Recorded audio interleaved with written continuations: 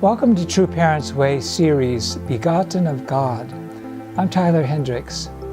True Father told us that everyone is conceived through the grace of God and the love of his or her parents. This means that each of us is begotten by the power of three: a man, a woman, and God. From the point of view of God's lineage, children whose parents are not blessed are misbegotten. Children whose parents are blessed are purely begotten. But either way, we are begotten of God. True Father once referred to this power to beget as the fruit of the tree of knowledge. Here's what he said: because of the fruit of the tree of the knowledge of good and evil, God came to appear. True parents came to appear.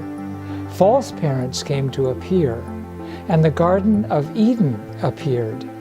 We see that God's principle, intended for good, can be subverted for evil.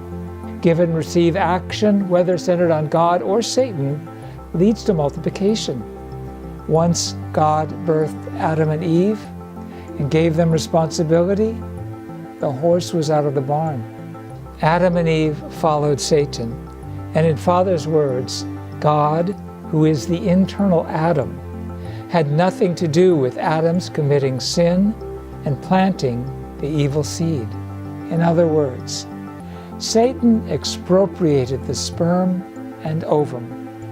God invested his and her sperm and ovum in the man and the woman, and they succumbed to selfishness. They stole the divine elements and surrendered them to Satan. Therefore, in Father's words, the first ancestors began centered on God's sperm and ovum, but today people are born centered on Satan's sperm and ovum. The sperm set out, but have yet to come to rest, True Father said. So, they have been waiting for thousands of years for the day on which they can find their place. They find their place via the relationship of absolute sexual ethics, true love, and the true Father. At the same time, God's ovum traveled the path of absolute sex through providential women to embody in true mother.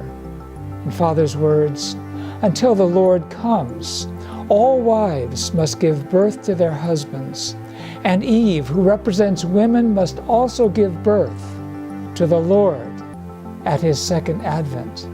We'll continue on this topic next time. Thank you for listening.